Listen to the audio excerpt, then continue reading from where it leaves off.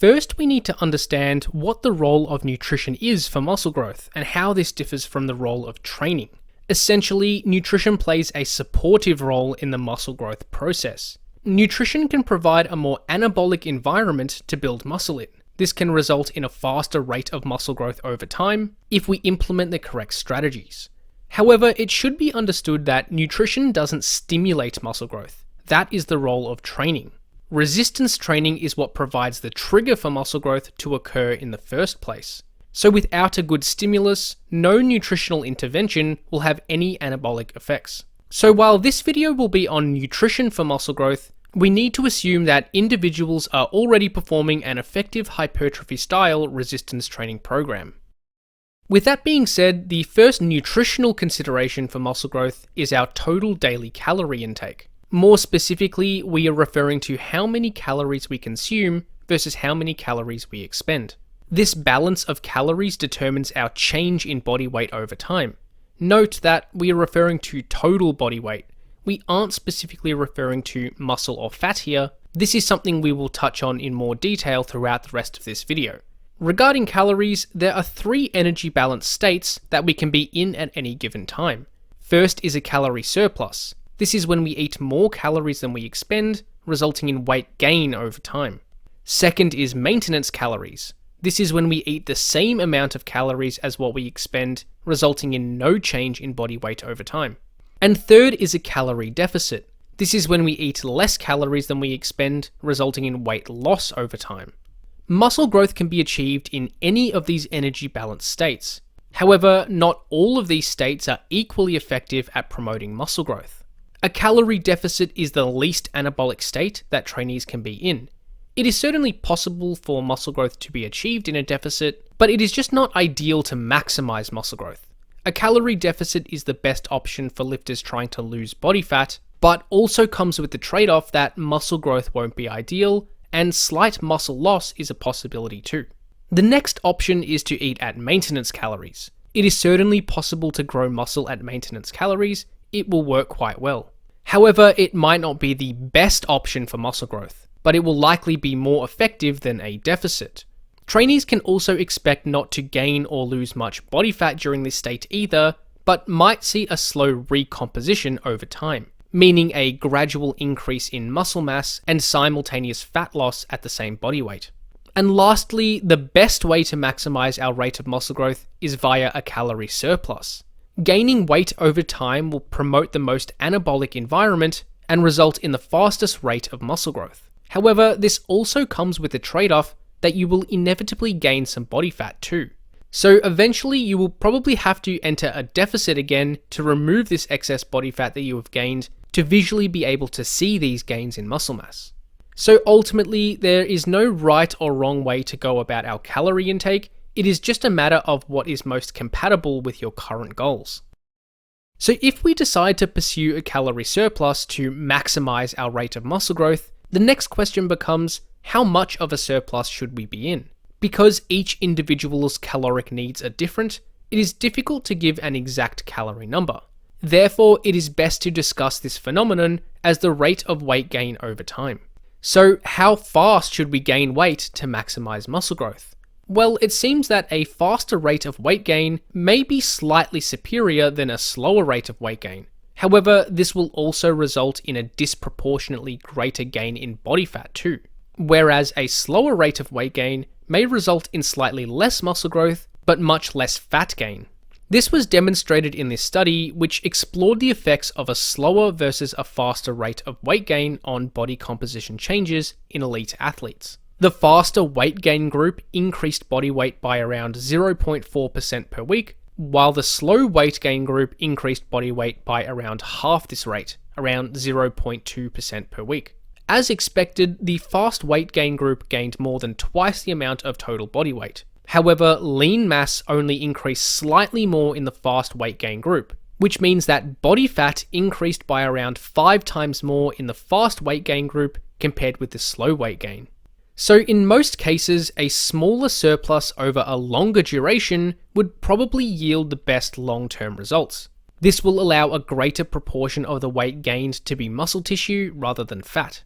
A very general guide would be to gain somewhere around 0.1 to 0.3% of body weight per week. Now that we have covered the fundamentals of calorie intake, let's now explore macronutrients. There are 3 macronutrients that we intake via food and drink. These are protein, carbohydrates, and fat. Essentially, these 3 macronutrients make up calories. Protein and carbohydrate each contain 4 calories per gram, while fat contains 9 calories per gram. It should also be noted that when we are discussing macronutrients, we are talking about the proportion of macros in our diet within the same calorie intake. For example, let's say our total daily calorie intake is 2,500 calories. We could have different macronutrient breakdowns within this same calorie intake. We could consume 2,500 calories via 160 grams of protein, 350 grams of carbohydrate, and 51 grams of fat.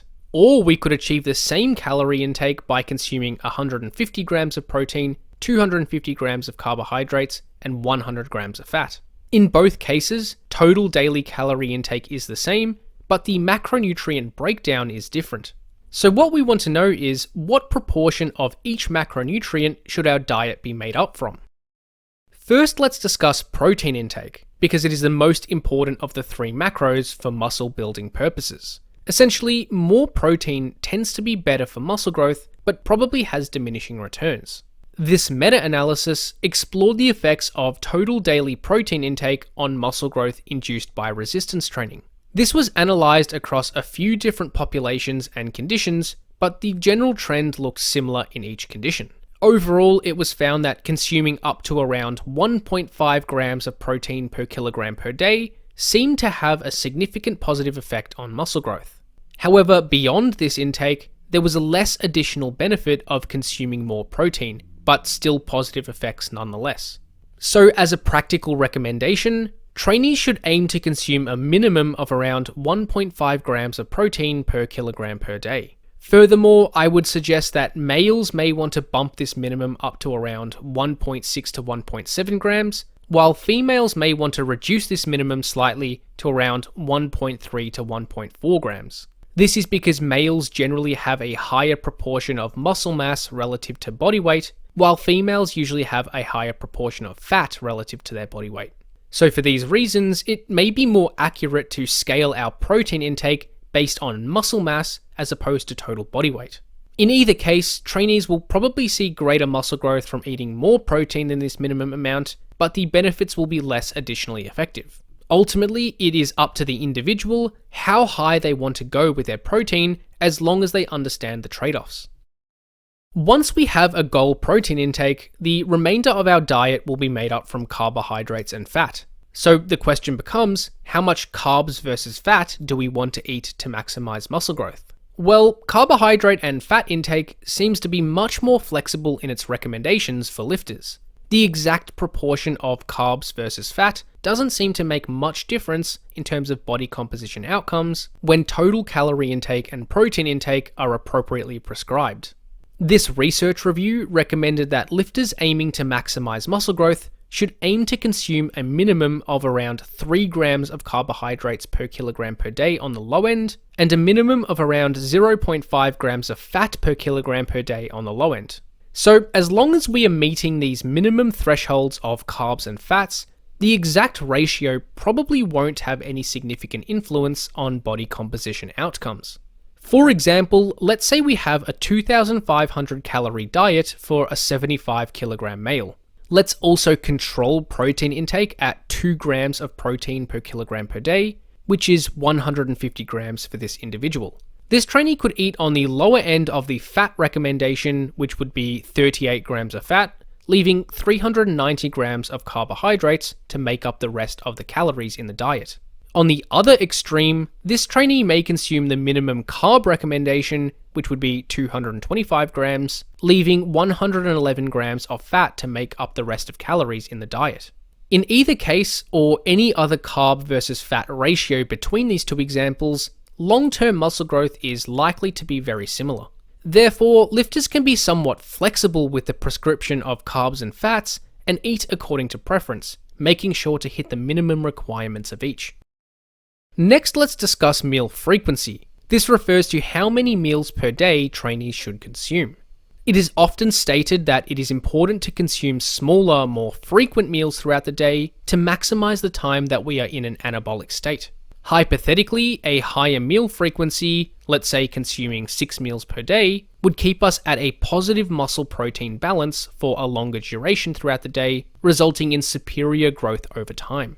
While a lower meal frequency, let's say consuming 3 meals per day, would result in durations of negative protein balance, resulting in less muscle growth over time. However, this doesn't seem to be the case when we look at direct changes in body composition in the research. For example, this study explored the effects of a high protein diet consumed across 4 versus 6 protein feedings per day in rugby athletes performing regular resistance training.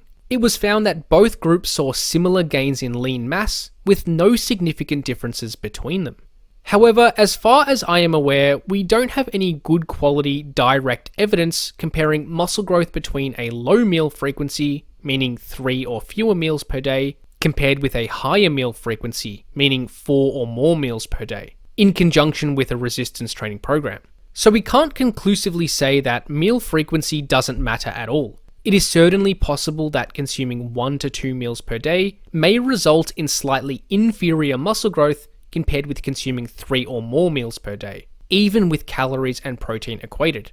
So as a practical recommendation, trainees may want to consume 3 or more meals per day to maximize muscle growth just to be safe.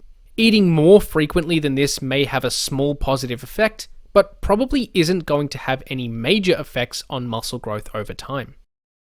Next, let's discuss meal timing. More specifically, we are referring to when we eat around our workouts. There are 2 considerations for meal timing that we will cover individually. First, let's discuss the intake of protein around our workouts.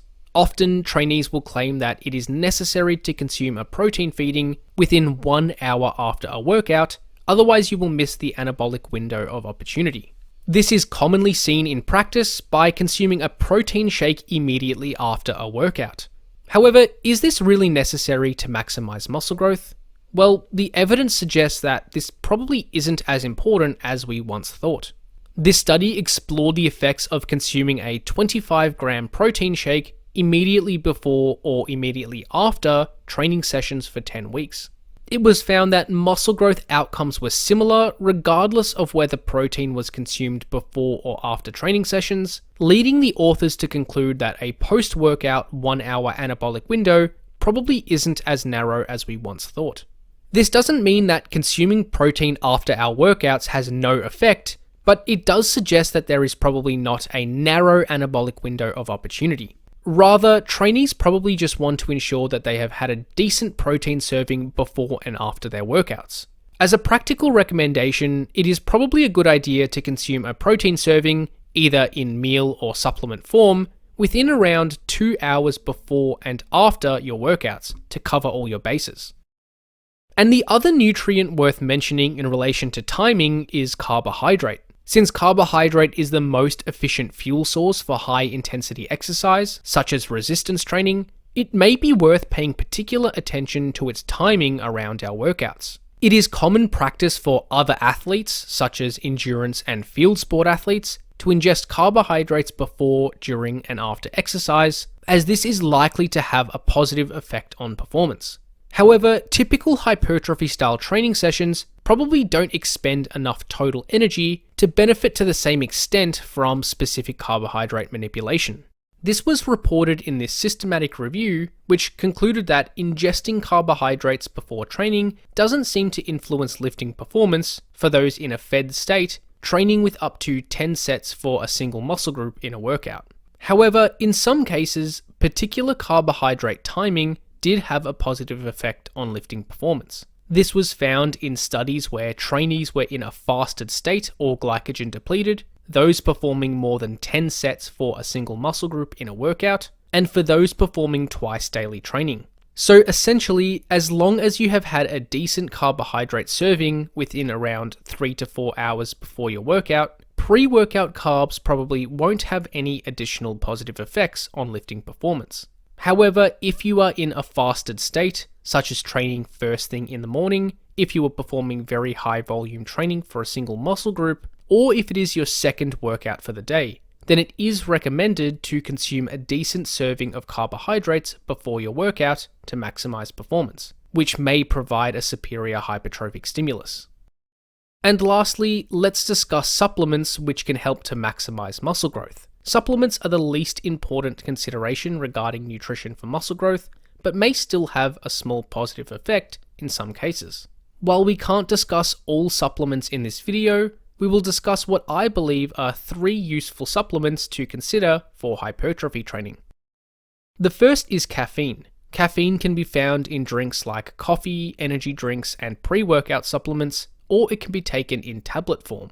At high doses, caffeine has been shown to enhance lifting performance. This means lifters may be able to perform an extra 1 to 2 reps on some of their sets during their workout. This may help lifters induce a slightly superior hypertrophic stimulus, possibly resulting in greater muscle growth over time. Although the doses required to see these effects are very high for most people to practically consider. Research suggests that for physiological performance benefits, trainees would need to consume around 3 to 6 milligrams of caffeine per kilogram of body weight, which equates to around 2 to 5 cups of coffee before a workout for most people.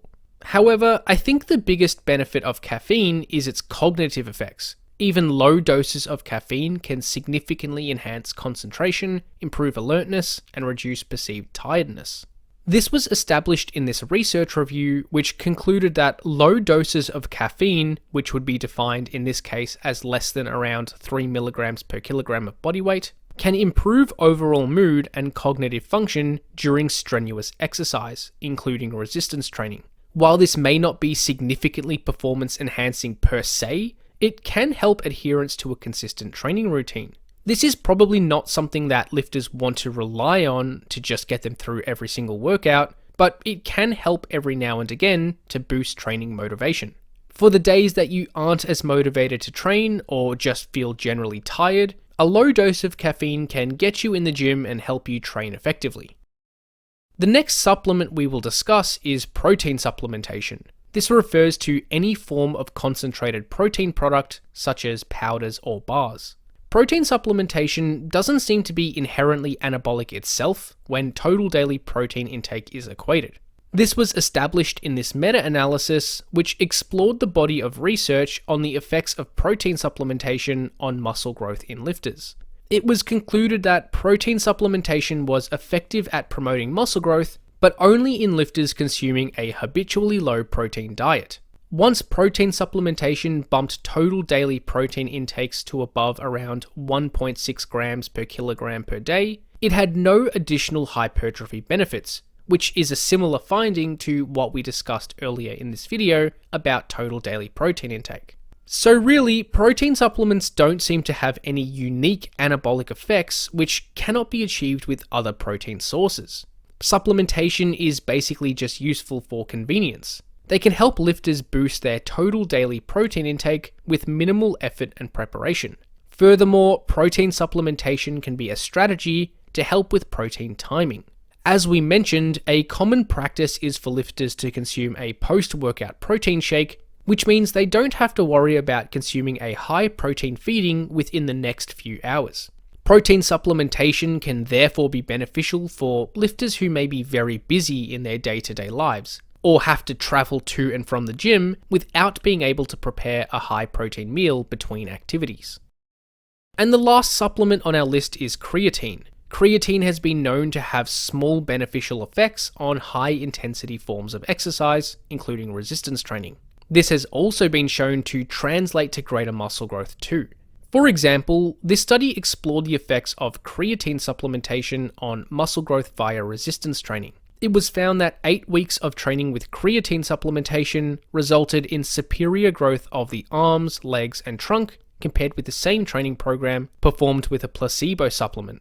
It is well established that creatine is effective for long-term muscle growth. However, the issue is that it can be quite inconvenient to take. For maximal effectiveness, creatine needs to be taken in very small doses every day. Trainees can often forget to do this every day, or may just find it tedious to do every single day for little additional benefit. So while creatine can be an effective supplement, it is up to the individual if they decide to take it. Thanks for watching, and hopefully you got something out of this video. Check out flowhighperformance.com for online coaching, training templates, ebooks, and more.